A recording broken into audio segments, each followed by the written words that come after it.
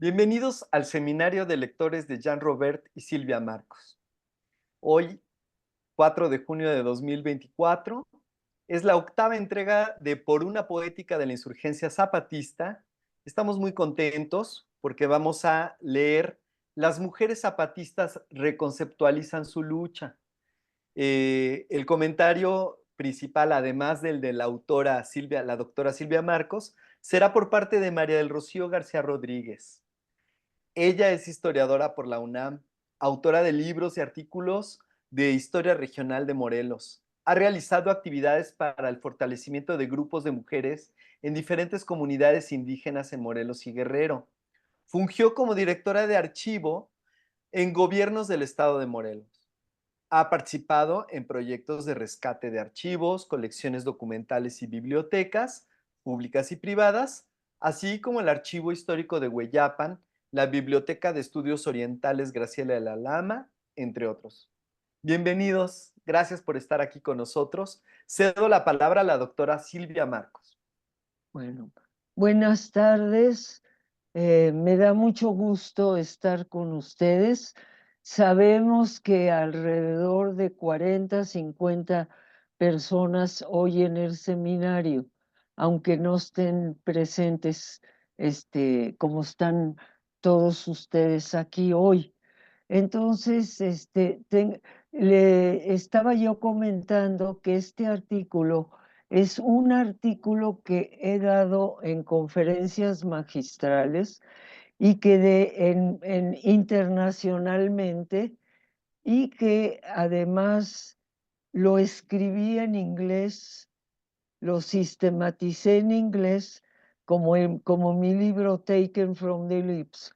Y luego alguien me hizo una traducción maravillosa, que logró hacer una traducción que me gustó, porque luego las traducciones, como decía Franco Basaglia, traductore traditore, o sea, en italiano quiere decir traductor traidor, porque traiciona los contenidos. Entonces, me hicieron una traducción tan buena que decidí mandarla a Tabula Rasa, y Tabula Rasa es la editorial de un journal de América Latina que tiene el contenido más sistemático de la teoría descolonial y publica los grandes autores Walter Miñolo y compañía, Catherine Walsh. Todos estos pensadores descoloniales publican en esa revista después de un dictamen muy difícil, y lo mandan a dictaminar a 2 o 3 lugares, y le escriben a uno que le cambie. A mí casi no me pidieron que hiciera ningún cambio y publicaron el artículo de inmediato.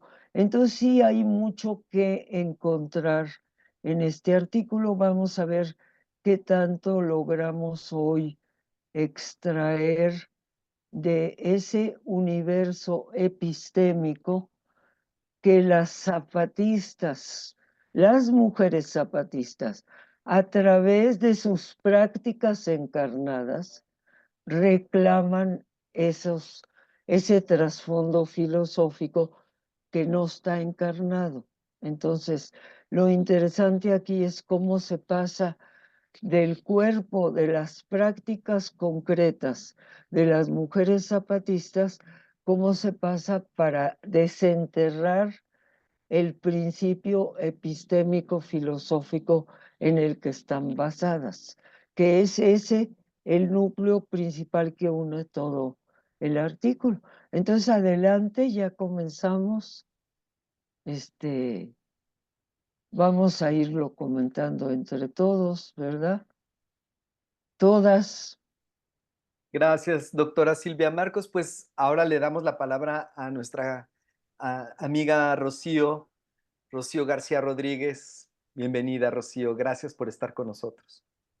Pues agradezco yo la oportunidad de comentar este texto tan interesante, como ya lo mencionó Silvia, porque al final de cuentas este es el núcleo duro yo considero como uno de los núcleos más consistentes de la poética de la insurgencia zapatista, en tanto que permite que los conceptos que construyen la filosofía del pensamiento, la filosofía de las mujeres indígenas, pues nos va dando luces a una nueva forma de construir el mundo. O sea, es un paralelismo de cómo entienden ellas el mundo y cómo lo han manifestado en resistencia desde ciertas tramas históricas y cómo llegar a la actualidad. Entonces, sinceramente, pues muchas gracias por permitirme estar aquí. Yo creo que entremos de lleno al texto y hacemos estos comentarios.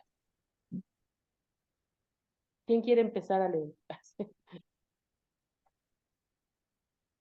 Bueno, comparto el texto. Ujú.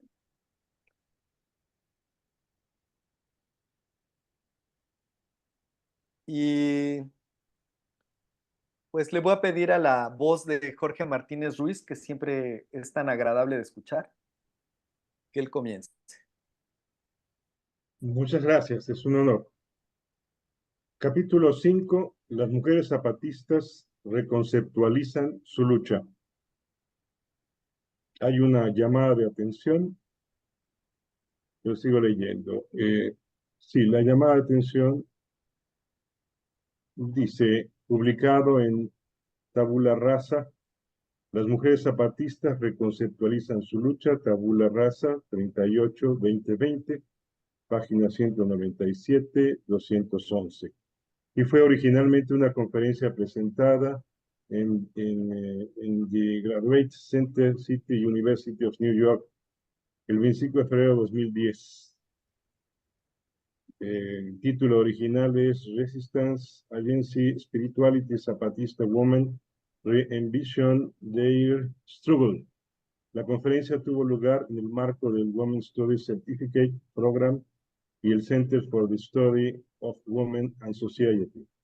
Dice aquí, agradezco el ofrecimiento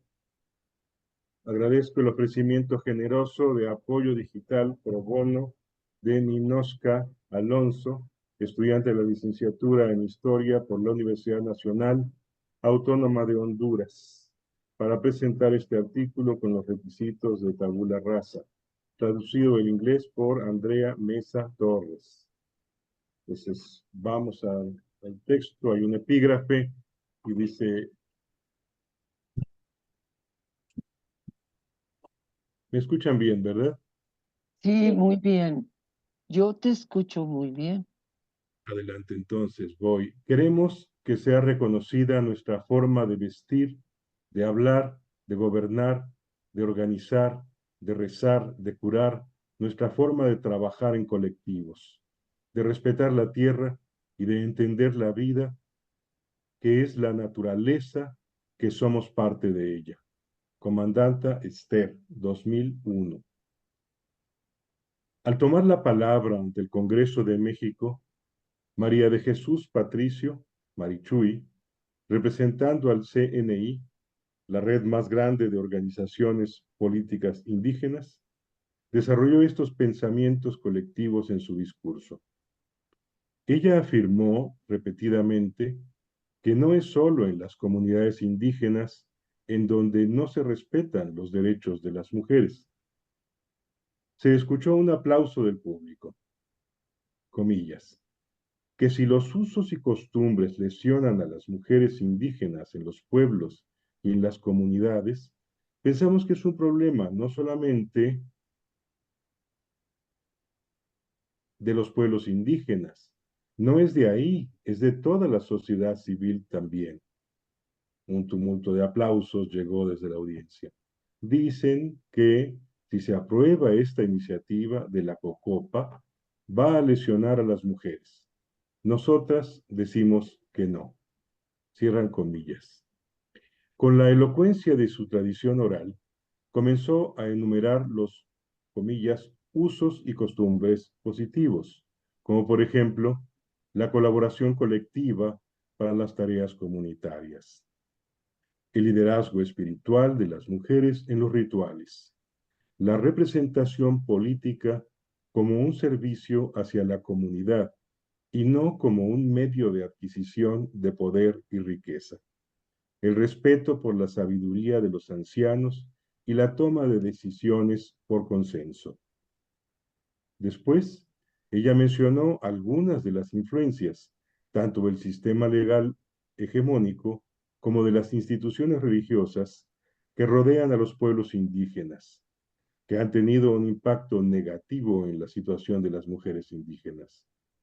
En diciembre de 2003, la, comillas, declaración final de la primera cumbre de mujeres indígenas de América demanda lo siguiente: que el Estado acepte, respete y promueva nuestra cosmovisión en sus procesos políticos, especialmente lo que respecta a las ceremonias rituales y los lugares sagrados.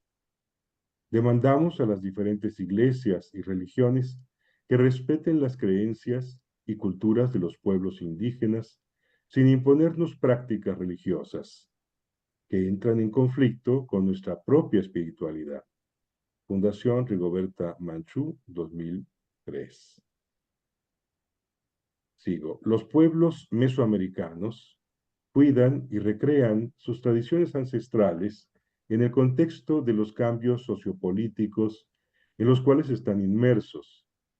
Desde hace miles de años, los pueblos originarios del continente americano han creado y vivido dentro de una civilización con sus propios parámetros para comprender, organizar y honrar al mundo.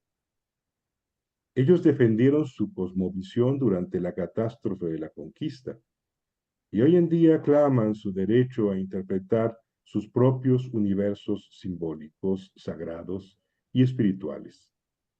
Es necesario revisar esta nueva espiritualidad en su contexto histórico para ir más allá de metodologías históricas y etnográficas, y así incorporar la dimensión filosófica en la cual se basan estas configuraciones religiosas y de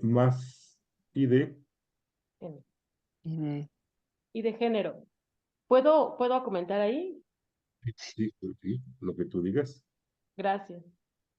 Bueno, Silvia Marcos nos ha invitado a revisar la espiritualidad en su contexto histórico más allá de metodologías históricas y etnográficas. Pues caí en la provocación, puesto que ¿cómo se revisan temas históricos sin llegar a ser estrictamente historiadores o etnógrafos? En principio, quizás sería la lectura de fuentes históricas que muestran paralelismos en conceptos cosmogónicos que aún se manifiestan o se pueden leer en el presente y que porque han sobrevivido a procesos en el tiempo, permaneciéndose, transformándose o resistiéndose.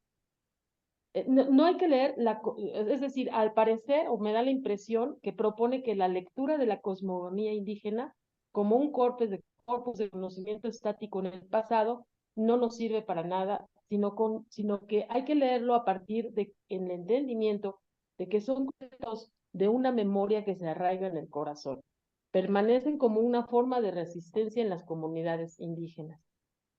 De ahí Silvia nos llama a aprender de la dimensión filosófica de esta memoria colectiva y que permanece en una estructura de pensamiento que no fenece, no se muere, no termina, sino que se va construyendo en valores positivos de usos y costumbres, como dijeron en el párrafo anterior, ¿no?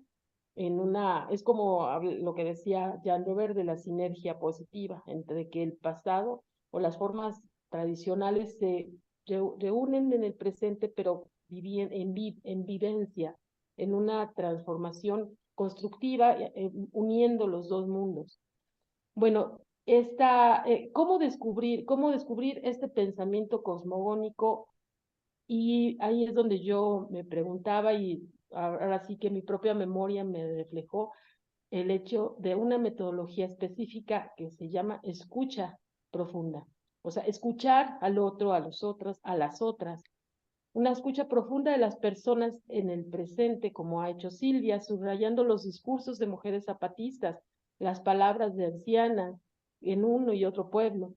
escuchar más allá de nuestros parámetros y actuar de manera empática con quienes se expresan. Es decir, hay una razón en sus palabras que no es mi razón, hay una estructura de manifestar ideas del mundo que no es mi estructura y que no tengo, digamos, que nuestra actitud al escuchar con respeto, al escuchar, puede considerarse más integradora, más entender más ampliamente el mundo, tanto del mundo indígena, o sea, las mujeres en el presente, y el por qué sus manifestaciones al decir queremos que se nos respete y promueva nuestra cosmovisión en los procesos políticos. Pues es no solamente un poder como nosotros lo conocemos, o sea, no es solamente como un medio de adquisición de poder y de riqueza. Más adelante se descubren en nosotros, más adelante de este mismo texto, se descubre la explicación de qué es nosotros, qué es el mandar obedeciendo, que no se trata de una nueva manifestación de poder como lo maneja nuestra mente colonizada, sino una posición ante la vida del colectivo, ¿no? No es individualista, es colectivo. Ándale, bueno. Propongo socavar nuestras ideas preconstruidas y seguramente que fueron alimentadas por el pensamiento colonial para verdaderamente conectarnos con el sentipensar de las mujeres zapatistas. Esa es lo que Silvia nos demuestra que hace, ¿no? O sea, eso no nada más es una propuesta de ella, eso es lo que yo digo, que aprendo de ella para poder leer y escuchar de manera diferente. Una de las claves es la dualidad, pero eso es más adelante, ¿no? Sí. El pensar en dualidad es una característica importantísima en la cosmogonía indígena, tanto la histórica como en la presente, y porque todavía se manifiesta en la vida cotidiana de las mujeres. Otro elemento muy importante y que también voy a desarrollar más adelante es, como dice la comandante Esther, que somos parte de la naturaleza. Es otro elemento que tendríamos que leer y escuchar en todas las oportunidades de nuestro presente para ver cómo nuestro pensamiento, no sé cómo decirle, colonial, nos separa. O sea, no nada más nos separamos de los otros, también nos separamos del fluir constante de la vida natural, ¿no? Del mundo. Pero al ratito lo explicamos más. Mejor le seguimos, ¿no? Con esta lectura. Hasta ahí. Aquí dejo el comentario. Gracias, Jorge. ¿Sigo? Sí. Esto iluminaría la forma en la que los pueblos mesoamericanos han percibido y construido su cosmos, el cual está basado en una dualidad femenino-masculina. Mi argumento es que la comprensión de las particularidades de formas locales de saber revela aspectos ocultos de las luchas de resistencia de los pueblos indígenas, las cuales al mismo tiempo se adaptan a situaciones contemporáneas. Esta aparente paradoja solo puede ser comprendida a profundidad cuando uno reconoce la otredad de un universo epistémico, el cual no está basado en categorías binarias mutuamente excluyentes. Cita de la propia Marcos, 1998. Para los sujetos indígenas, la fusión de los opuestos en fluidez es un hecho que ellos perciben y viven como coherente. El descifrar las profundas complejidades de la espiritualidad indígena y de la dualidad de género nos muestra el lugar de los esfuerzos descoloniales de esta nueva espiritualidad. Más allá nos muestra cómo los pueblos indígenas originarios de Mesoamérica están deconstruyendo siglos de cautiverio en el ámbito espiritual, religioso. Se trata de un campo profundamente arraigado, ligado e interdependiente del contexto de sus luchas políticas por la justicia social. Hace algunos años, Gary Gossen definió su entendimiento del concepto en su libro pionero South and Mesoamerican Native Spirituality, que editó en colaboración con Miguel León Portilla. Comillas, la palabra clave espiritualidad busca hacer accesible, por la vía de la traducción, los estados internos la perspectiva del mundo y la cosmología de practicantes y creyentes indígenas. Está la cita de Gossen y León Portilla de 1993. Una red encabezada por varios grupos de mujeres indígenas se congregó en la primera cumbre e incorporó el uso del término espiritualidad para ellas, pero no sin la necesidad de una traducción. Al utilizar este término, ellas están retando la forma en la que sus tradiciones y prácticas religiosas han sido representadas, como ignorantes, primitivas y o supersticiosas, y al mismo tiempo demandan respeto para sus creencias propias, su espiritualidad, expresadas a través de su cosmogonía y visión del mundo. A continuación revisaré algunos de los principios básicos de la cosmología mesoamericana, ya que estos iluminan la lucha actual de las mujeres indígenas en torno a la justicia y al derecho a su propia educación y espiritualidad.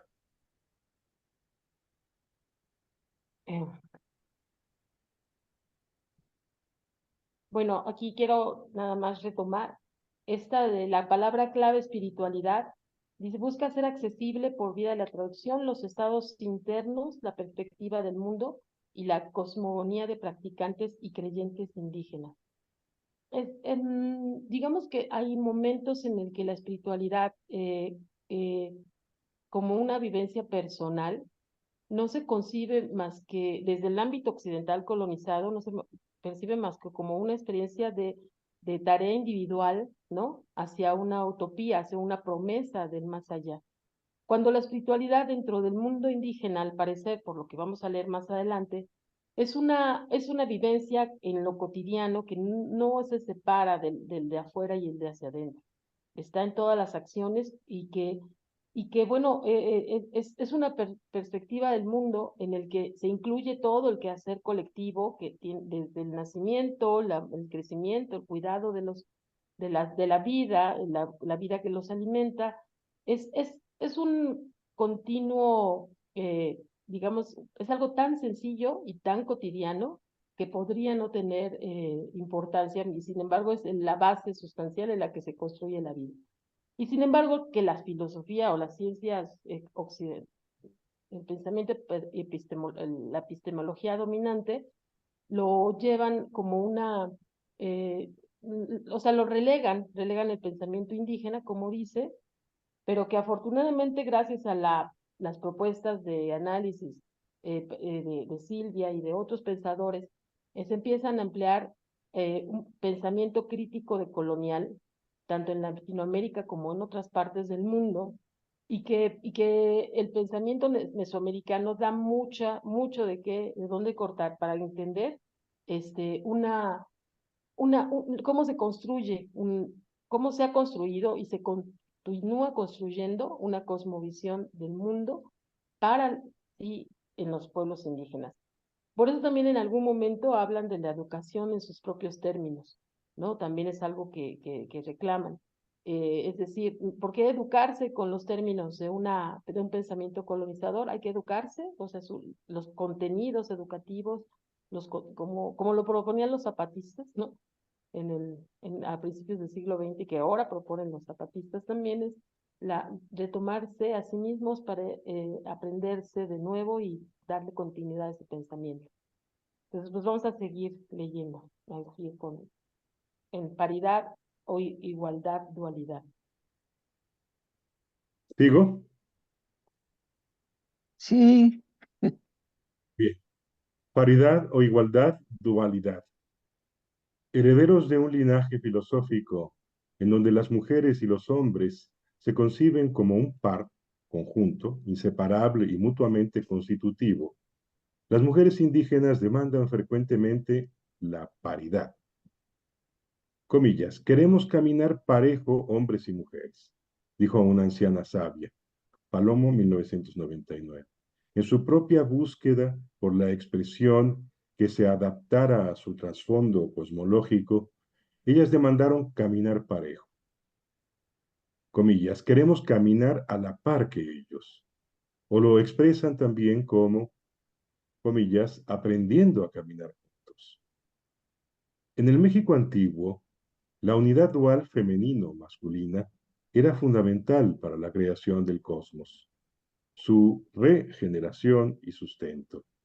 La fusión de lo femenino y lo masculino, en un principio bipolar, es una característica recurrente del pensamiento mesoamericano. Este principio, al mismo tiempo singular y dual, se manifiesta a través de representaciones de pares de dioses y diosas, comenzando por Ometeotl, el creador supremo, cuyo nombre significa Dios doble o divinidad dual. Morando más allá de los 13 cielos, a Ometeotl se le pensaba como a un par femenino-masculino. Otras deidades, nacidas de este par supremo, encarnaron posteriormente a fenómenos naturales. Por ejemplo, Thompson habla de Itzamna y su pareja Ixchebel Yax en la región maya. De las casas menciona a la pareja de Isona y su esposa, y Diego de Landa se refiere a Itzamna e Ixchel como al dios y a la diosa de la medicina. Para los habitantes del área de Michoacán, el par creador era Curicuauert y Cuerahuaperi, perdón por la dificultad de pronunciar.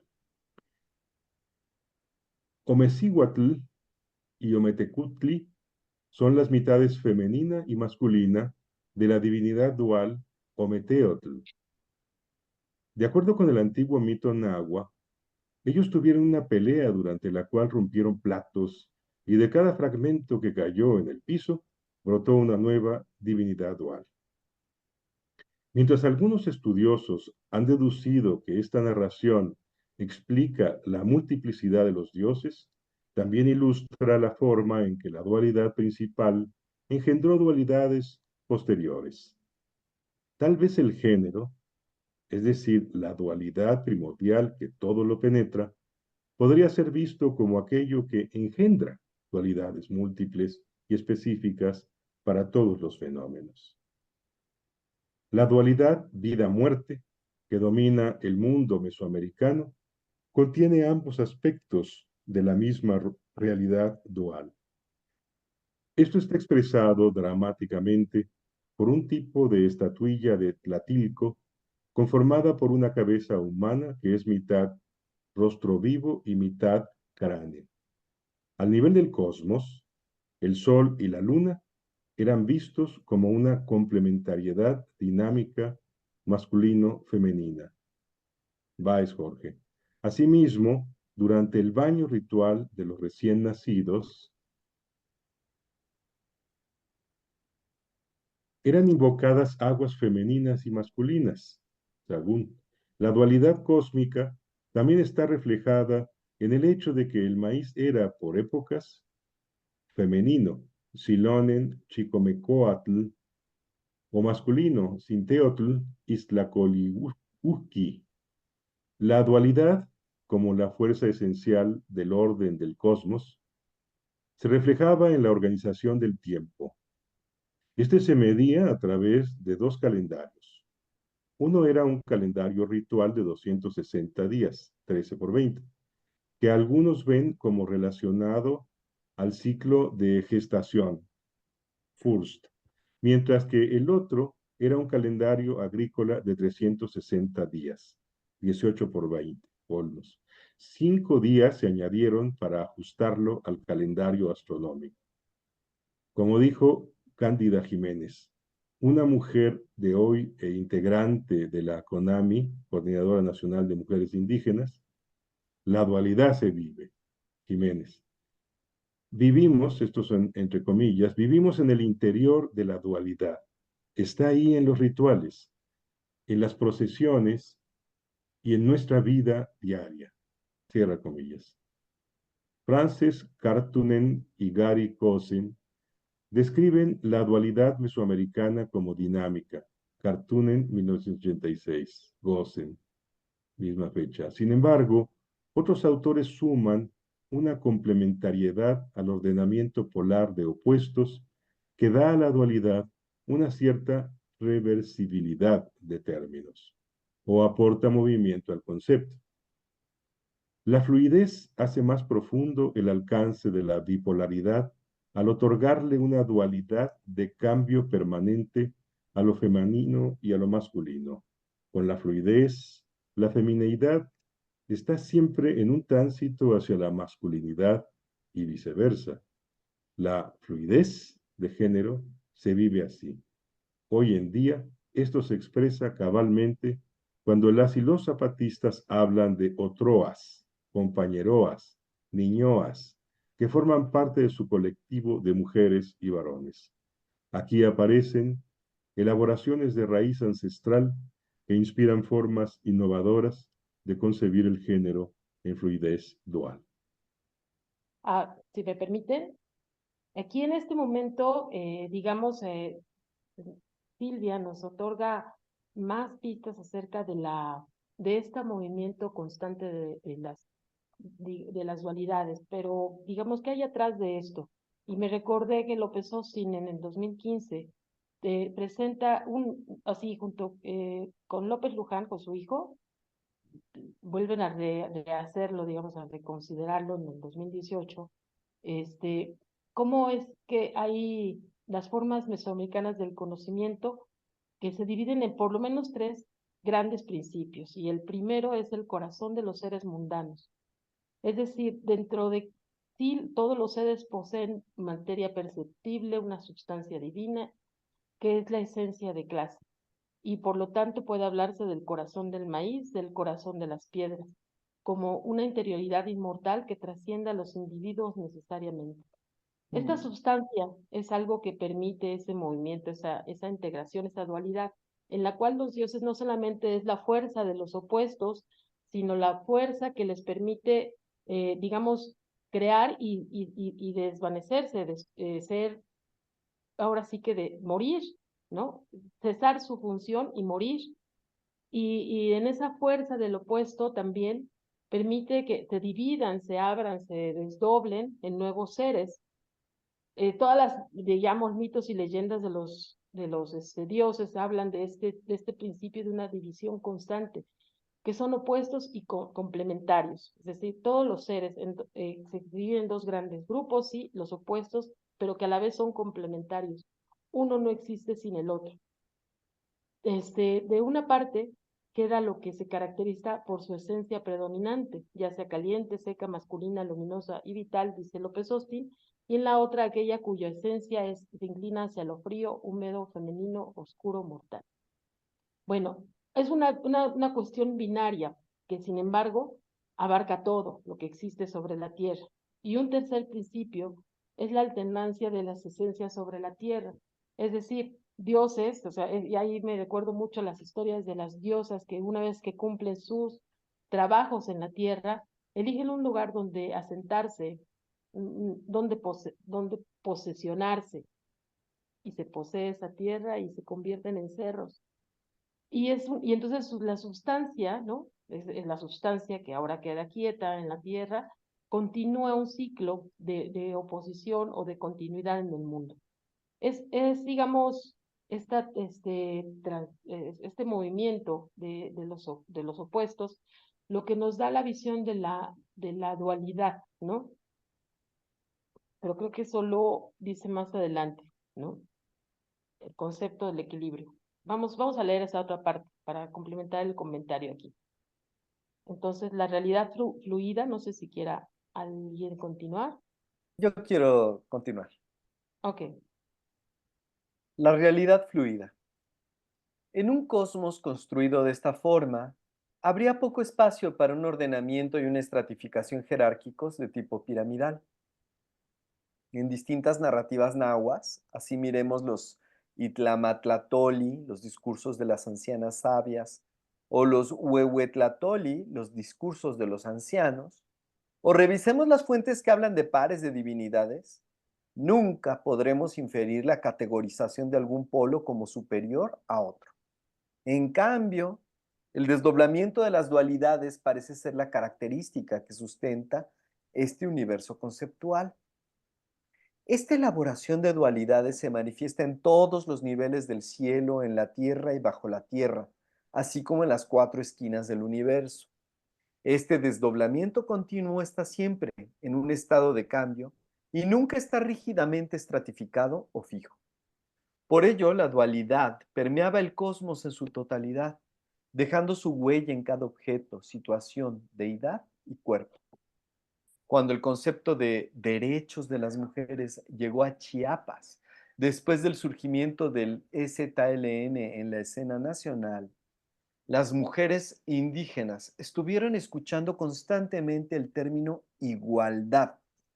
La igualdad, así como la escucharon, así como la demandaban aquellas mujeres que ayudaban y habían llegado a apoyarlas en el proceso, no les hizo ningún sentido. En la cosmovisión mesoamericana no existe un concepto de igualdad. El cosmos entero está concebido de elementos que se equilibran unos contra otros a través de sus diferencias. Y es así como crean un equilibrio. Eso dice López Austin, 1984. Este balance está en constante cambio. Marcos, 1998. La igualdad se percibe como algo estático, como algo que no se mueve. Más allá de esto, no hay dos seres iguales en el sentido de que sean exactamente idénticos. Debido al anclaje del concepto de dualidad en sus rituales y vidas cotidianas, la igualdad no es algo por lo que ellas empeñan su lucha. Quienes estamos estrechamente relacionados con el movimiento indígena, hemos comprendido que el caminar parejo es la metáfora que las mujeres indígenas utilizan para trabajar hacia una justa relación con sus hombres. El concepto de equilibrio comienza a aparecer como una alternativa al de igualdad. Cuando la cosmovisión mesoamericana se refiere a una constante dualidad, ya se ha hablado ampliamente sobre vida, muerte, frescura, germinación, femenino, masculino, frío, caliente. Son opuestos que están dinámicamente entrelazados, pero que no dan incluso nuestra fórmula de resultados en el que estamos acostumbrados. Miren, son palabras que hablan sobre la paridad, ¿no? Una cosmogonía planteada por López Austin respecto al devenir de los dioses, los cuales nacen, se desdoblan en otros dioses, crean otras diosas, mueren, reiniciando el ciclo terreno. Esa sustancia que les decía que va y se recrea. Se fluye en toda forma. Por ejemplo, hay una historia, si uno reúne los elementos que se le atribuyen a las diosas Tlazolteotl y Xochiquetzal, podría uno comprender este constante fluir. Ambas, en las rituales que los humanos les dan a las diosas, son depositarias de las confesiones, de las faltas de los humanos, y les llevan flores. Los rituales para venerarlas también son muy similares, pero de verdad generan una evocación muy creativa. Tlazolteotl, diosa de las inmundicias, que recibe los desechos y penitencias, y Xochiquetzal, que emerge de la muerte de Tlazolteotl, de esas inmundicias, y se convierte en diosa de las flores. ¿A qué les suena? Digo, a mí en lo particular me suena a reciclaje y composteo, ¿no? Ambas diosas son de alguna manera sustancia que refuerzan la alegría, el amor y la sensualidad. Ambas diosas pueden fluir y en las cuales se recibe de una de la otra, ¿sí? Ambas de una noción femenina, y son diosas que se desdoblan y se construyen entre sí.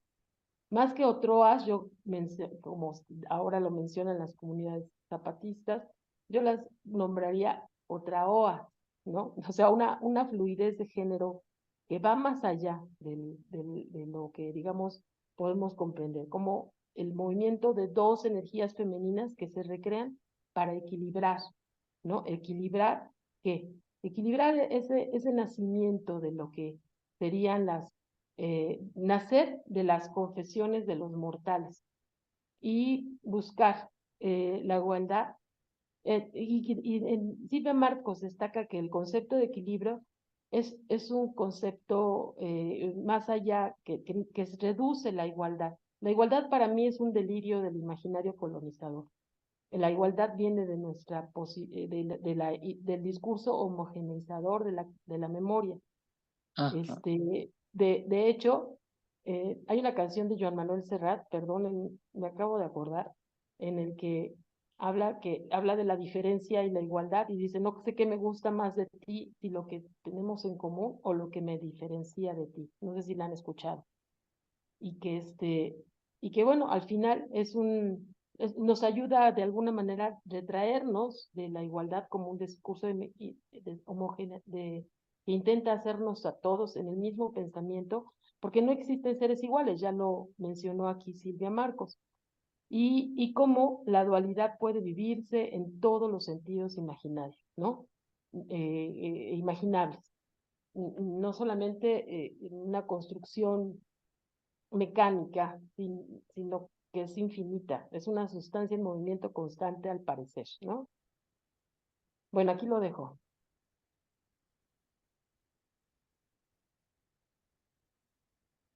Creo que tuvo que salir un momento. Si alguien más desea leer o nos ayuda a leer. Profe Julián. Sí, si quieren yo leo. Gracias. Nuestra madre tierra, tierra sagrada, una espiritualidad. Frecuentemente escuchamos la demanda de los pueblos indígenas por su suelo, su tierra y sus territorios. Incluso parece que esta demanda es el reclamo principal de todos los pueblos indígenas en el mundo. La sobrevivencia de los pueblos nativos está inextricablemente ligada a la tierra. Smith, 1998. Pero, ¿qué significan sus demandas por su tierra y su suelo? Para las mujeres indígenas hay significados múltiples que pueden leerse en aquello que es su relación hacia la tierra. El simbolismo de la tierra como madre liga a las mujeres hacia la tierra. Ellas son las encarnaciones y reproductoras de la tierra.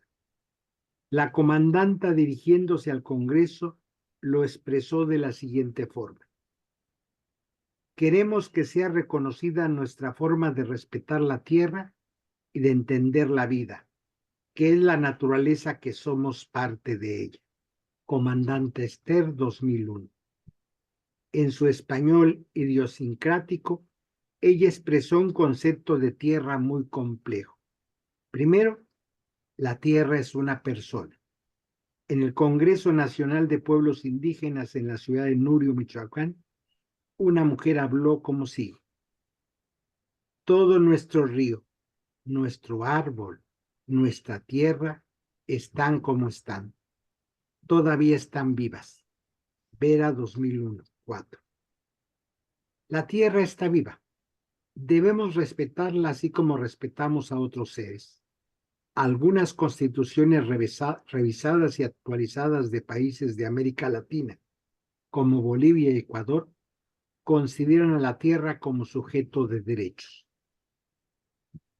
Estudios sobre las visiones de los pueblos indígenas sobre seres más que humanos que habitan en el mundo son el trasfondo de esta interpretación. Morrison, 2000, Apfel, 2001. En gran parte de la mitología mesoamericana, la tierra aparece como un lugar sagrado. Marcos, 1995. Ella es una deidad abundante. También es el lugar donde el peligro y el mal pueden ocurrir a aquellos que la han habitado. La tierra es un lugar resbaladizo y peligroso. Burkhardt, 1989.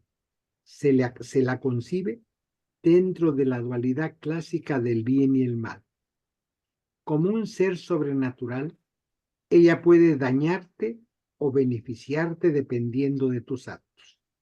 Marcos, el subcomandante poético del EZLN, lo expresa de esta forma. Y estos indígenas vienen a decir que la tierra es la madre, es la depositaria de la cultura, que aquí vive la historia y que aquí viven los muertos. Subcomandante Marcos, 2001-30. La perspectiva de los indígenas hacia la tierra es una perspectiva moral, y la prescripción moral es que uno debe actuar muy cuidadosamente en toda circunstancia.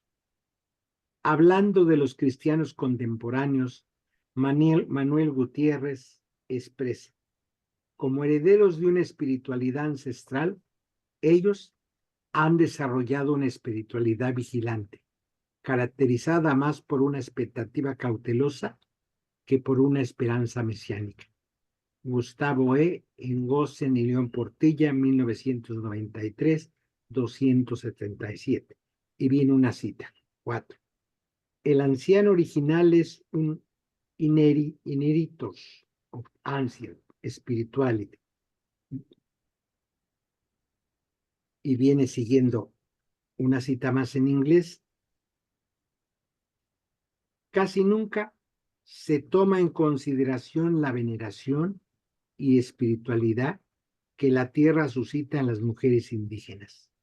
Casi siempre se reduce al derecho de poseer la tierra o el derecho de heredarla.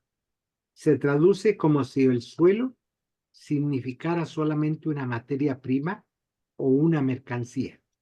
En el mundo actual, en donde uno puede poner un pedazo de tierra, las mujeres indígenas quieren poseer o heredar un pedazo de tierra.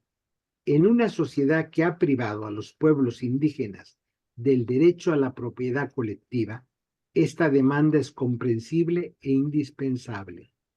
Sin embargo, las mujeres indígenas demandan el derecho a la tierra como lugar de los orígenes, como lugar sagrado y como un símbolo que se fusiona con su identidad. En la cumbre, la Declaración de las Mujeres Indígenas expresó: pedimos que los gobiernos respeten el valor de nuestra madre tierra y la relación espiritual de los pueblos indígenas con sus tierras ancestrales. Fundación Rigoberta Menchú, 2003, 78. Voy a comentar aquí el concepto de espiritualidad vigilante, en el que la moral, digamos, como dijo Manuel Gutiérrez, digamos, predomina, ¿no? Más allá del origen mesiánico, predomina como un pensamiento de permanencia en la tierra. ¿Cómo contraponer el pensamiento en el que se nos ha enseñado que somos poseedores de la tierra? Contraponerlo en el pensamiento en el que somos parte de la tierra, estamos en la tierra, no más allá. Bueno, la espiritualidad indígena ha constituido un corpus de valores de resistencia en el que la memoria está ligada íntimamente a la naturaleza.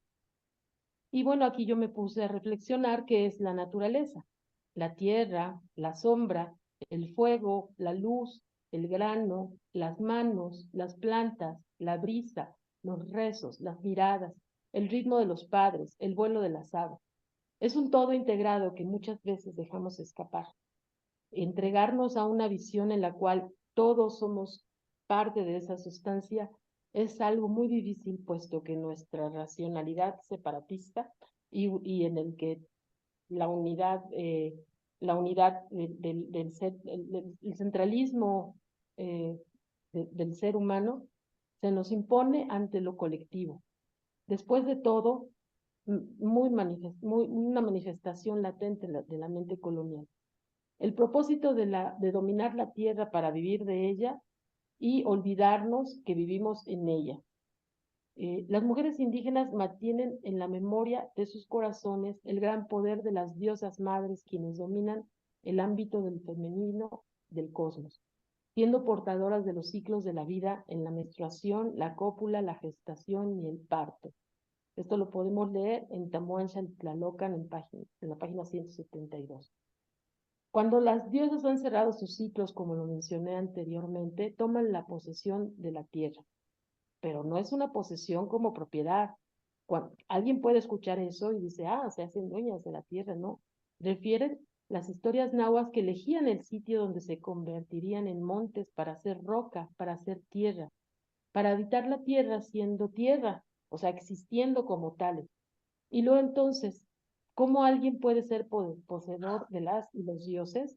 ¿Cómo puede alguien olvidar que los ancestros también, los ancestros humanos, los abuelos, los padres, los tíos, también moran junto con ellos, junto con los dioses en la misma tierra? Ese es el valor de la tierra, de la que hablan la declaración de la cumbre de la cumbre de las mujeres indígenas, en la declaración que habla eh, de la relación espiritual de las mujeres indígenas con la tierra.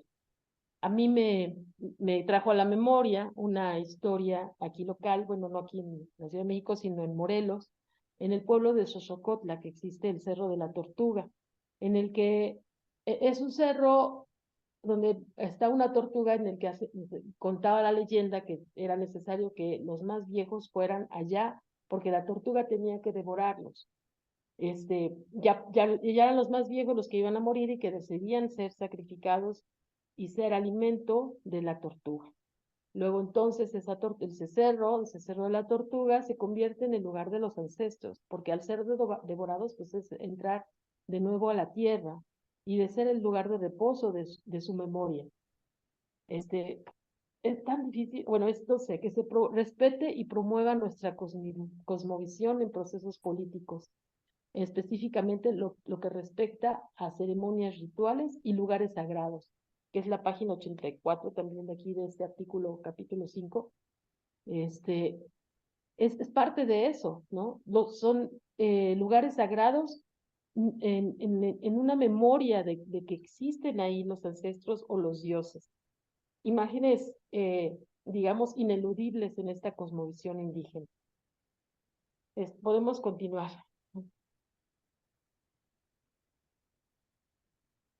Mandar obedeciendo. Si quieren, les sigo o quién quiere leer. Sí, por favor. Mandar obedeciendo. ¿Qué significa realmente esta frase? ¿Desde qué influencias culturales fue acuñada? Lenkersdorf, 1996, dice que no fue creada por los zapatistas.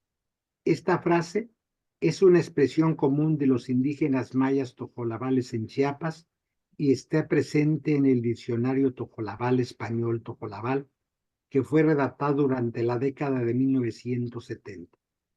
Obviamente la frase es más antigua que ese diccionario. Siguiendo a Lenkersdorf, esta frase es un ejemplo de la forma en que los zapatistas incorporan ideas sabias y ancestrales del mundo maya, especialmente dichos antiguos del grupo Tojalabal, al debate político nacional. Sin embargo, para regresar a la expresión mandar obedeciendo, ¿implica realmente esta frase que uno domina sobre otro o que uno somete a otro, como algunos críticos afirman? Lenkersdorf continúa descodificando el profundo significado de esta frase. Seseña, 1999. La traducción de la frase original maya es: nuestras autoridades reciben órdenes. El común colectivo nosotros es el que da las órdenes. Este nosotros es la autoridad máxima. Otro nivel de significado es: en la comunidad somos nosotros los que controlamos a nuestras autoridades. En Tojolabal, gobernar significa trabajar. Aquellos que gobiernan son aquellos que trabajan. A veces la frase cambia ligeramente y significa literalmente las autoridades, los trabajadores de la comunidad. Todos tienen una función en este nosotros comunitario. Se trata de una colectividad horizontal, pero no todos tienen la misma función. Aquellos que gobiernan no están en un nivel superior a aquellos que son gobernados, ya que trabajan como todos los demás. Ellos son ejecutores de las decisiones del nosotros comunitario. Hay presidentes de las capillas, catequistas, los representantes municipales.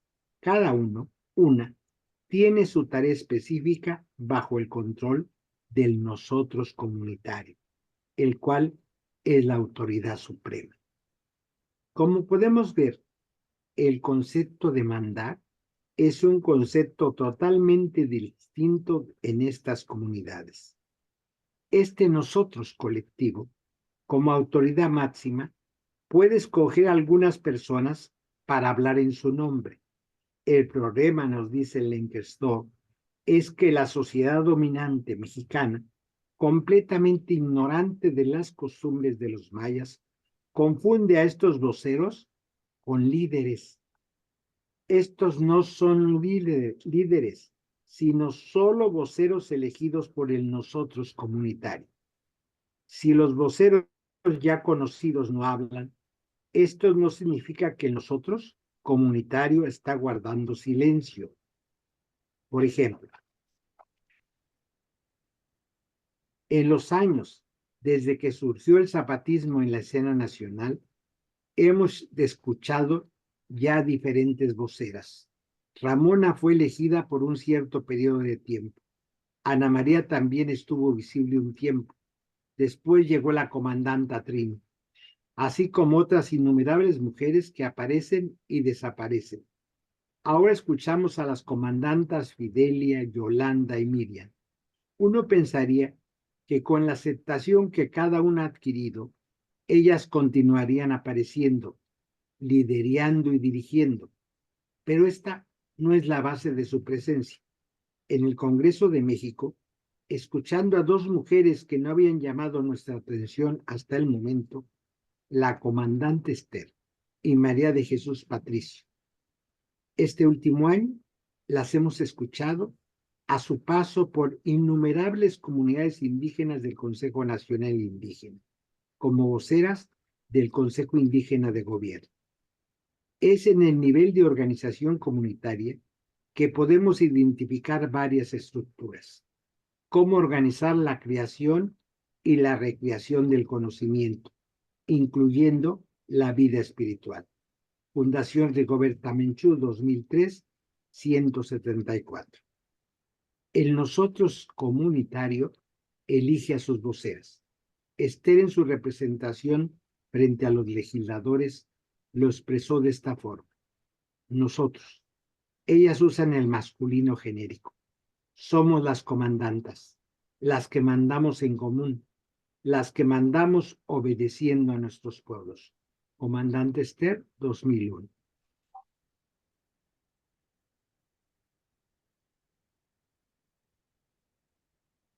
Aquí acaba este apartado, ¿sigo? Puede ser. ¿Alguien más quiere leer? ¿O alguien más que para que... Ajá. Yo quiero volver a leer. Ok. Pensando y organizando con nuestro corazón. Si hay una palabra que es central en el contexto de las demandas de las mujeres indígenas, es corazón. El corazón, Teyolía, según López Austin, 1984, es el asiento de las actividades intelectuales más elevadas. La memoria y la razón residen en él. El corazón no es una referencia a sentimientos y al amor, es el origen de la vida. Una etnografía clásica de las tierras altas mayas en Chiapas, se llama el título Perils of the Soul, The Worldview of a Tzotzil Indian, Los peligros del alma, la cosmogonía de una indígena tzotzil, por Calixta Guiteras Holmes, expresa claramente lo que el corazón significó para la gente de la región. El corazón tiene toda la sabiduría, es la silla de la memoria y el conocimiento. La percepción tiene lugar a través de él. En el primer Congreso Nacional de Mujeres Indígenas en Oaxaca en 1997, Las mujeres, aproximadamente 500, se hacían eco las unas a las otras. Grabar en nuestros corazones. Ellas estaban guardando en esta sede de la memoria todo lo que estaban reconociendo sobre sus derechos como mujeres y como mujeres indígenas. En 1995, la comandanta Ramona envió un mensaje desde el CCRI del EZLN. Estoy hablando al pueblo de México, a las mujeres de México, a todos en nuestro país. Al finalizar su mensaje, ella dijo: quiero que todas las mujeres se levanten y siembren en sus corazones la necesidad de organizarse para poder construir el México libre y justo con el que todas soñamos. Obviamente, el corazón es la sede del trabajo y de la organización. Los sentimientos aislados no hacen la organización. Una de las principales características de las artes en Tejolabal, dice Lenkersdorf, es que ellas manifiestan aquello que el corazón piensa. Nuevamente, el corazón y no el cerebro es aquello que se señala como el asiento del pensamiento. Vamos a referirnos ahora al discurso de la comandante Esther para la Cámara de Diputados en 28 de marzo de 2001. Ella dijo: ellos, los legisladores, han sido capaces de abrir su espacio, sus oídos y sus corazones a un mundo que tiene a la razón de su lado. El corazón se abre a la razón. Nos podríamos estar perdiendo las implicaciones profundas del concepto de corazón cuando las mujeres lo utilizan. Para ellas es el centro de la vida, de la razón, de la memoria.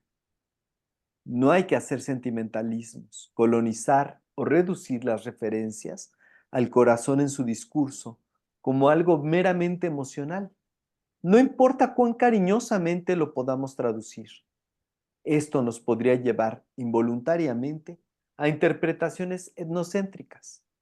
Cuando ellas se juntan para organizarse, ellas dicen: se siente fuerte nuestro corazón. Comunicación personal.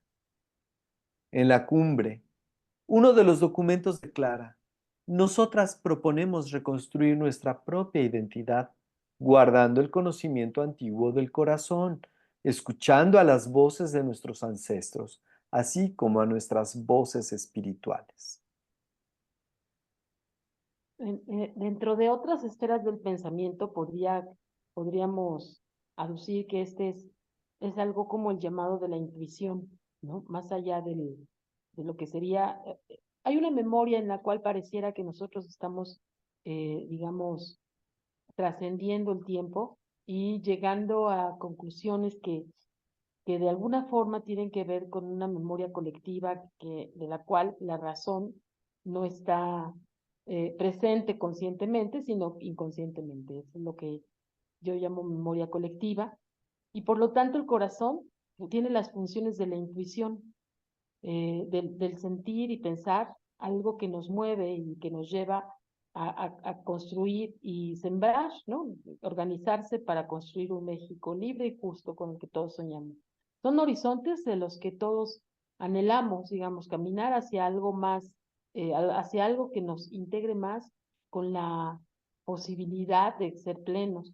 Y esto, pues, digamos, creo que no está muy lejano a lo que sería el ideario utópico de los seres humanos, digamos, ya veo en términos muy generales, y que sin embargo las mujeres zapatistas se han atrevido a hablarlo con todo en cada uno de los discursos y congresos en las que están presentes, eh, siendo las comandantas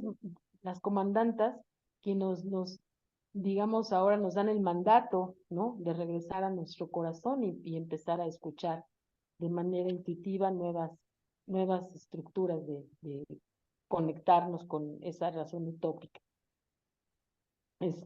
Yo aquí nada más me quedé como muy sorprendida y lo único que tengo son palabras de obedecer, ahora sí que convertirme en una más que se adscribe a este pensamiento, porque en las ciencias sociales, el mundo político, todo necesita una refundación en el que pareciera que el pensamiento mesoamericano da notas para convertir, digamos, el pensamiento en un ecopensamiento que respeta la naturaleza, no solo al ente exterior, sino a la interior. No solamente la presente en nuestro cuerpo o nuestra memoria, sino la ancestral, la que es anterior a nosotros. Entonces, yo creo que son nuevas formas, se llama deconstruir el pensamiento colonial o descolonizar nuestra memoria. Se le ha llamado de otras formas, pero lo importante es que, digamos que, bueno, no sé, a mí estas tres últimas, pensando y organizando con nuestro corazón, interconectividad y las reflexiones finales me dejaron simplemente como tarea, ¿no? Como una tarea de reconsiderar las formas del pensamiento en la que nos movemos. Vamos a continuar con interconectividad, todavía no hemos acabado, o si alguien quiere decir algo más en esto. Continuamos mejor, ¿no? Continuemos, pues. Interconectividad de todos los seres, una forma de estar en el mundo. Para los mesoamericanos, el mundo no estaba allá afuera, estableciendo un fuera de y aparte de ellos. El mundo estaba dentro de ellos y más aún a través de ellos. Las acciones y sus circunstancias estaban mucho más imbricadas que, por ejemplo, en el pensamiento occidental, en donde el yo puede ser abstraído analíticamente de su entorno. Más allá, la porosidad del cuerpo refleja una porosidad esencial del cosmos, una permeabilidad del mundo material entero que define un orden de existencia caracterizado por un tránsito continuo entre lo material y lo inmaterial. El cosmos emerge literalmente de esta conceptualización como la complementariedad de una corporalidad permeable. Clor de Alba escribe: los nahuas imaginaron su ser multidimensional como una parte integral de su cuerpo y del mundo físico y espiritual que los rodeaba.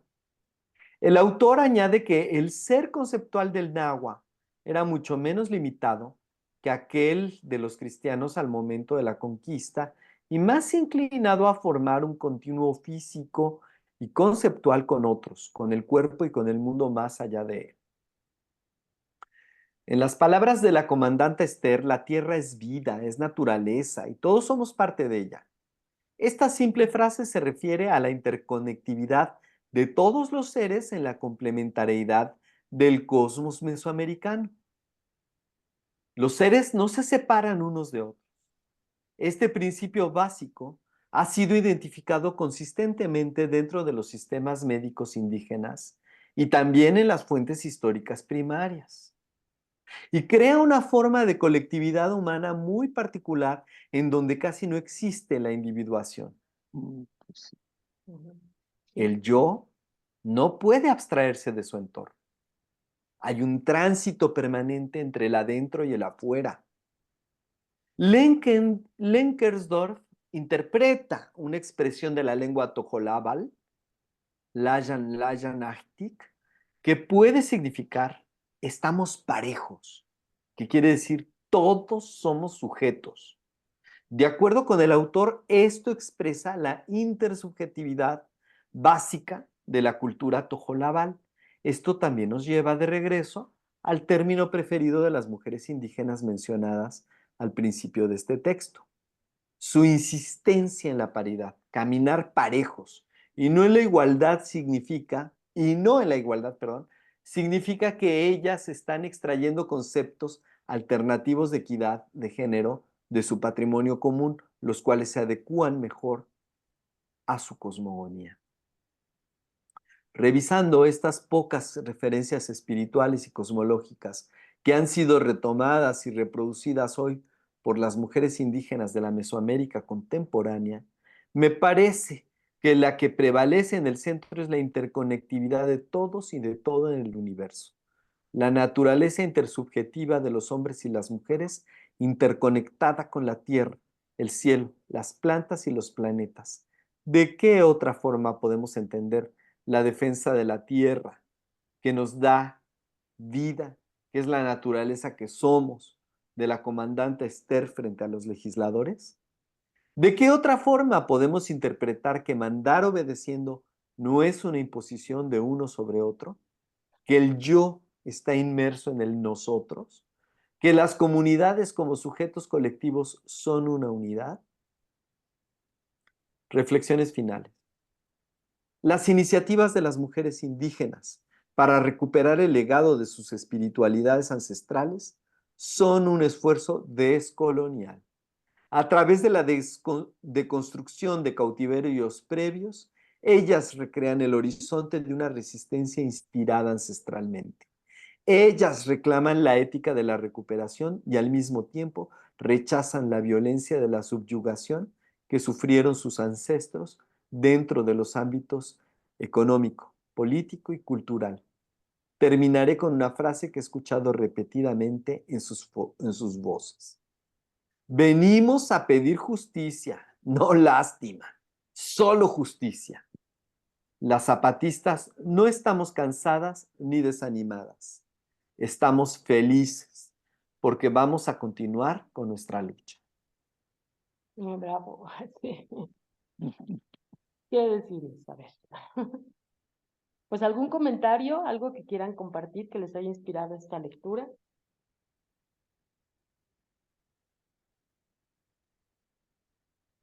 No.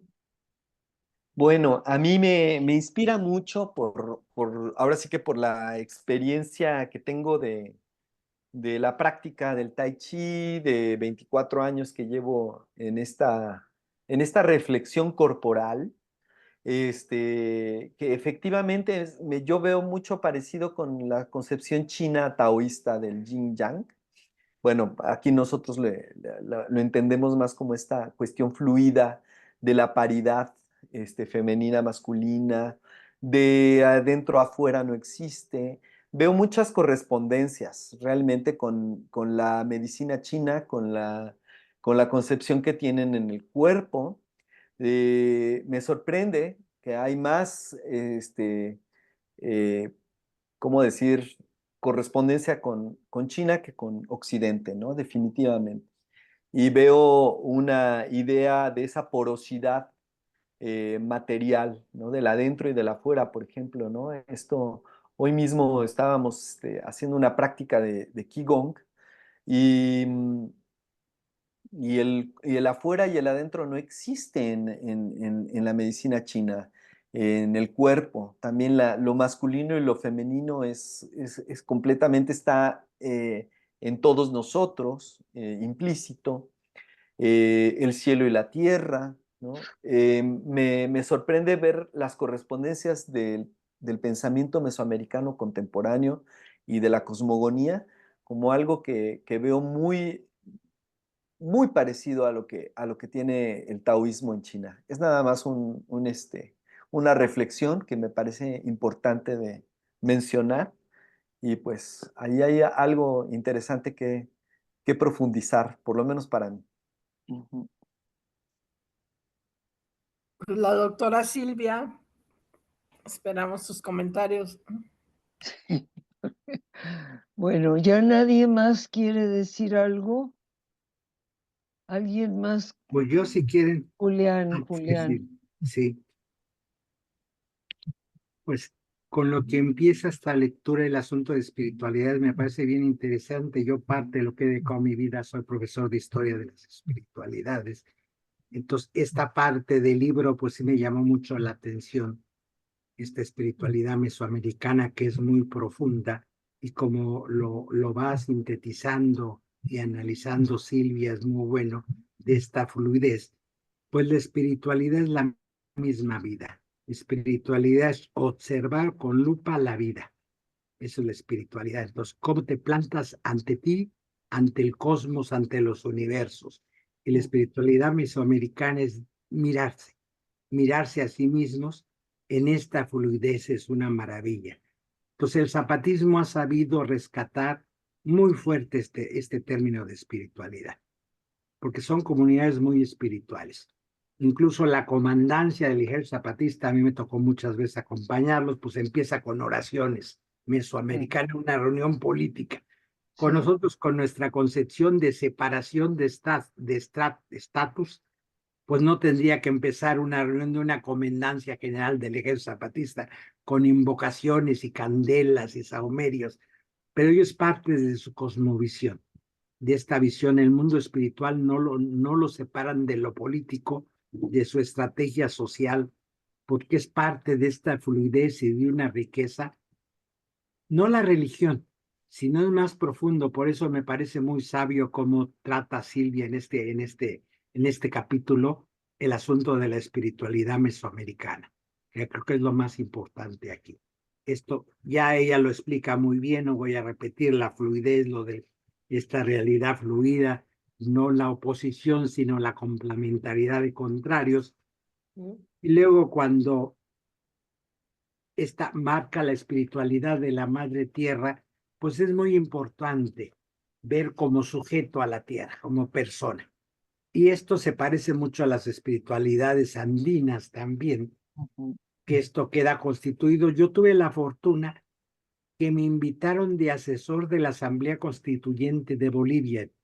Duró un año la asamblea, entonces yo estaba 15 días, iba una semana al principio del mes, me regresaba, volvía a ir otra semana al final de mes.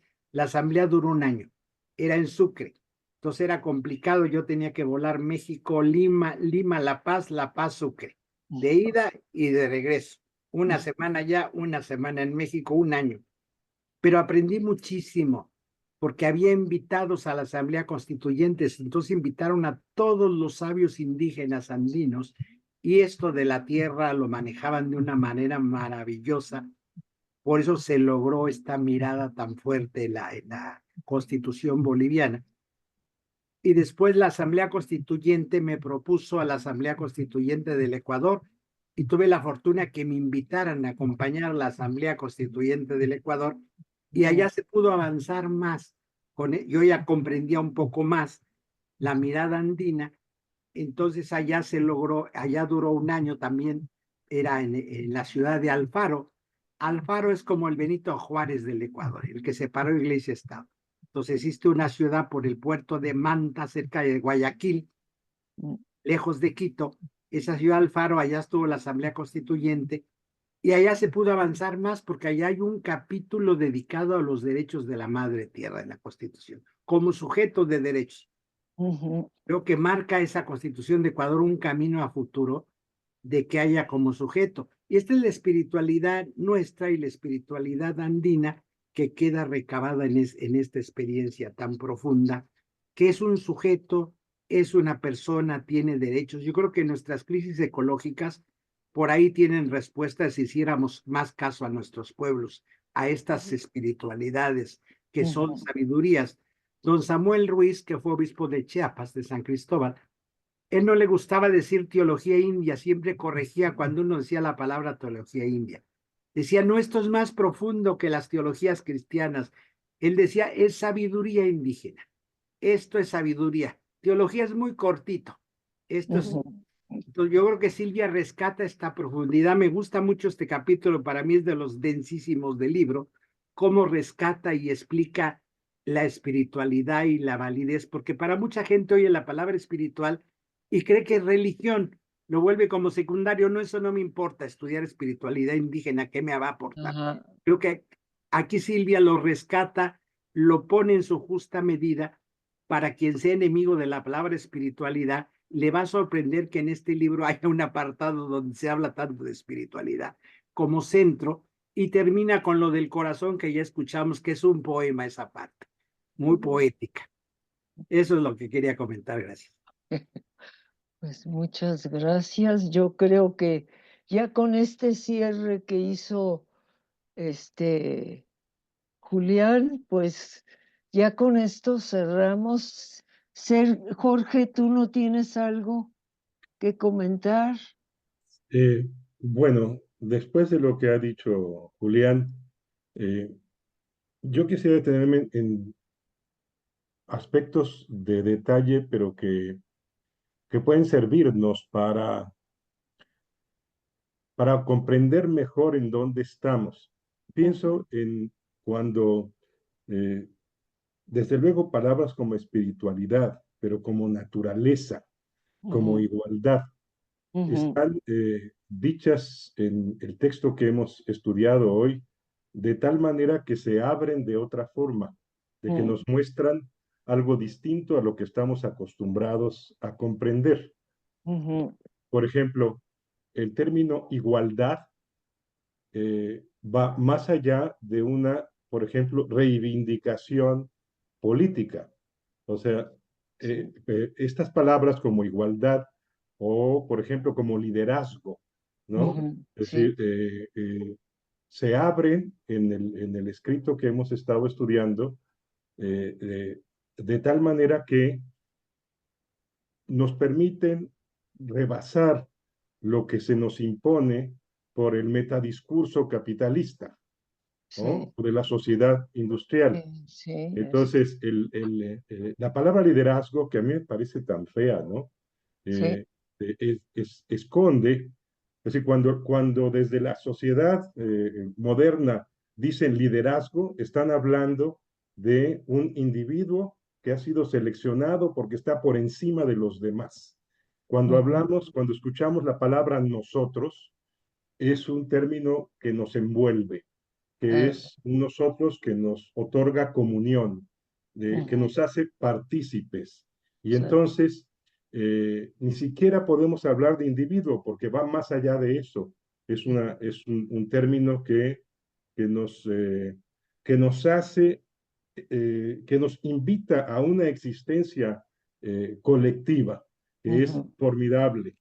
sí, Eh, eh, entonces, cuando hablan, por ejemplo, también de naturaleza, esa naturaleza no es algo lejano, es decir, lo que estamos escuchando es una naturaleza en la cual estamos venciendo la distancia, no estamos separados, estamos formando parte, pero de una manera en donde hay una lógica que está pensada como una comunión y que sí, así se expresa, ¿no? Cuando se dice mandar obedeciendo, es decir, no es estar sometidos a una orden, es la comprensión del colectivo que encarna en una persona, más allá del egocentrismo individual.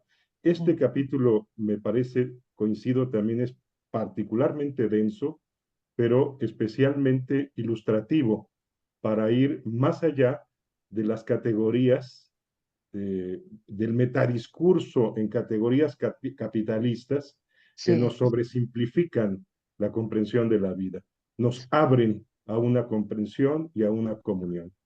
Sí. Pues Me sí, gustaría agregar a lo que dice Jorge que es una reflexión muy interesante esto del liderazgo, porque ese nosotros, cuando es más importante el nosotros en la manera de servir, en ese mandar obedeciendo, ese liderazgo que sí existe, ¿no? Porque hay una representación y todo, se ve como, por ejemplo, como mayordomía, lo expresa con las capillas, con las funciones respecto al nosotros. Pero es un liderazgo que viene de abajo, viene un liderazgo desde la tierra, ¿no? Es como un liderazgo que viene de- desde el terruño, ¿no? No es un liderazgo que expresa desde arriba, mandando verticalmente un mandato a la occidental, como le entendemos, militar, vamos a llamarlo. Sino que es efectivamente un servicio, ¿no? Que se pone a la comunidad. Y sí hay un cambio en la manera de concebir lo que aporta el pensamiento mesoamericano descolonial desde lo que propone Silvia, sí es una mirada muy diferente y que vale la pena profundizar más en esta noción. Gracias, Jorge, y yo, gracias, Silvia, por yo lo que diría ahorita comentando, después de los comentarios que han hecho, es, hay como lo dijo muy bien Julián y Jorge, hay un abrir el concepto o el término y darle otro significado. Yo lo que me preguntaría o lo que me pregunto cada vez que hago estos escritos, yo me pregunto si es conveniente seguir usando el término liderazgo cuando somos parte de un sistema capitalista moderno que nos da ya un significado cerrado de lo que es ser líder. Y líder es que viene nombrado de arriba hacia abajo. Entonces, todo lo que hago, la reflexión que yo hago con la espiritualidad, con el liderazgo, es un poco señalar los límites, los significados que tiene en los mundos, en la episteme mesoamericana o en el mundo indígena, y luego ver cómo el término, insistir en usar el término, puede sofocar la posibilidad de entender el contenido en otro contexto, o sea, más amplio. Entonces, lo que yo hago consistentemente es presentar el término, abrirlo, hacerlo ver desde otro lado, digamos, cuestionar su significado epistémico profundo y ver cómo en esos mundos indígenas, cómo lo viven y cómo es cómo quiere decir otra cosa, y luego preguntarnos, ¿conviene seguir? ¿Qué es lo que yo me pregunto siempre? Yo ya nunca digo que son líderes las mujeres zapatistas, porque líderes no hay en el zapatismo, no existen. Entonces, tener mucho cuidado con el uso o qué uso, cómo usamos ciertos términos que obscurecen la posibilidad de comprenderlos desde otro mundo, desde otro lugar epistémico. Entonces yo lo que hago, lo que yo me doy cuenta ahorita releyendo este artículo con ustedes, es que mi propuesta nunca es fuera el término liderazgo, fuera el término religión, no, sino empiezo desarrollando qué contenidos epistémicos tiene en otro contexto y dejando el campo abierto para que cada quien, cada lector, decida, pues sigo usando la palabra líder o mejor ya no la uso. O sigo usando el término religión o mejor uso espiritualidad. Es la estrategia discursiva que yo presento es una estrategia primero muy cuidadosa porque uso todavía la referencia de lo que significa los términos, pero la abro para que se vea otra forma que es más indígena o más desde los pueblos y que, como decías tú, Héctor, hace ratito, ¿por qué mejor no usamos esa forma? Y tú, Jorge, ¿verdad? ¿Por qué no mejor instalarlos en ese uso semántico en vez de dejarnos capturar o seguir usando la terminología del capitalismo moderno, ¿verdad? Porque ya no cierra. Tú usas la palabra líder y ya le dijiste a todo el mundo lo que quería decir en términos del capitalismo moderno. Entonces, un poco la duda o la pregunta que queda con este artículo es: dejemos los términos abiertos, dejemos que se replantee su significado y veamos hasta dónde, también tú lo decías, Rocío, veamos hasta dónde podemos usar como desocupar o no volver a usar ciertos términos que nos limitan los significados semánticos. Es lo que yo diría como final.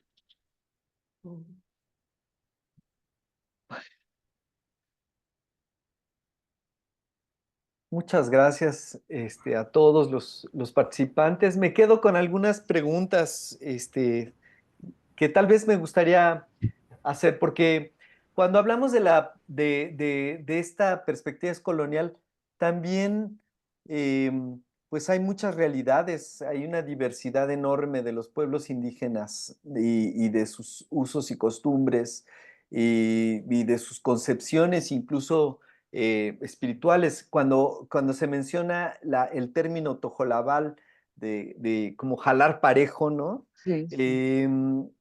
No es lo mismo a la idea, por emplo, del tlatoani mexica, ¿no? Que ahí sí implica un liderazgo más parecido a como nosotros imperial, vamos a llamarlo, o tal vez los caciques que había de los señoríos en diferentes áreas de Mesoamérica. Aún así, a pesar de que podemos ver diferentes maneras de ejercer el poder y ejercer la concepción de las múltiples espiritualidades que había en México, en el México antiguo, porque ni siquiera deberíamos llamarlo México, a esa entidad de multiplicidad de pueblos con un horizonte común mesoamericano, pero bueno, quedan esas preguntas, esas dudas, ¿no? Y gracias por dejar estos términos abiertos, Silvia, para que nosotros podamos indagar más sobre ello. Bueno, pues qué bueno. Muchas gracias. Gracias a todos. Muchas gracias por leerme. Gracias a ti Muchas por gracias. presentarnos estos Vamos mundos. a encarnar a Mesoamérica para entender, ¿no? Ándale. Gracias, Silvia, Ay, poco a poco, ¿no? Vamos gracias. entendiendo mejor estos conceptos. Me encanta la Claro. idea del corazón, me encanta. Nos Sí, quedamos es con... una belleza. Que se quede todo abierto Sí, para la pluralidad epistémica. exacto. Esa es la meta. Buenas noches, muchas gracias, Buenas Rocío. Gracias a todos. Buenas Gracias. noches. Hasta luego, buenas Buenas noches. Hasta noches. luego. Qué Ay. gusto de verte, Servando, Servando. Dan, Gracias. Morgan, Alicia, Jorge, Dragón de Jade, Rocío. Gracias a todos. Gracias. Hasta luego. Bye. A la siguiente. Tengan si Dios quiere. bonita. Hasta la siguiente. Hasta la siguiente.